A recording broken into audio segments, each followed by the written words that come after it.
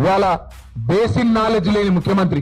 ఆయన ఇరిగేషన్ అధికారుల సమావేశంలో తాను ముఖ్యమంత్రి అనేది కూడా మర్చిపోయి ఏ ప్రాజెక్టు ఏ నది బేసిన్ లో ఉంది అని ఒక చిన్నపిల్లగాని అడిగినట్టు అడుగుతుంటే ఈయననా మన ముఖ్యమంత్రి అని చెప్పి, ఈయననా మనకు న్యాయం చేసేదని చెప్పి రాష్ట్రంలోని రైతులు ఇవాళ బాధపడే పరిస్థితి. వాస్తవం ఒకటి మాత్రం, నీళ్లు, నిధులు, నియామకాలు. ఇది ఆనాడు కేసీఆర్ గారు, తెలంగాణ ఉద్యమకారులు జయశంకర్ గారు, ఇంకా తెలంగాణ బిడ్డలు ఆనాడు తెలంగాణ ఉద్యమానికి ఇచ్చిన శీర్షిక నీళ్లు, నిధులు, నియామకాలు. వాళ్ళ రేవంత్ రెడ్డి గారు కూడా అదే పాటిస్తున్నారు. నీళ్లు, నిధులు, నియామకాలు. నీళ్లేమో ఆయన గురువు గారు చంద్రబాబు గారికి కృష్ణా నీళ్లను, గోదావరి నీళ్లను తెలంగాణ రైతులకు సున్నం పెడుతూ, తెలంగాణ రైతుకు మోసం చేస్తూ అక్కడ కింద గోదావరిలో బనకచెర్ల కడుతుంటే దానికి పచ్చజెండా ఊపుతాడు.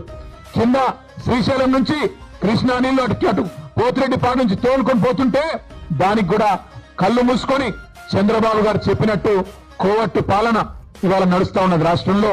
నీళ్లేమో ఆంధ్రాకు పోతున్నాయి, నిధులేమో ఢిల్లీకి పోతున్నాయి. ఈ నియామకాలు ఆయన తొత్తులు కొంతమందికి ఇచ్చుకొని వాళ్ళనే చూసుకొని మురిసిపోతా ఉన్నాడు.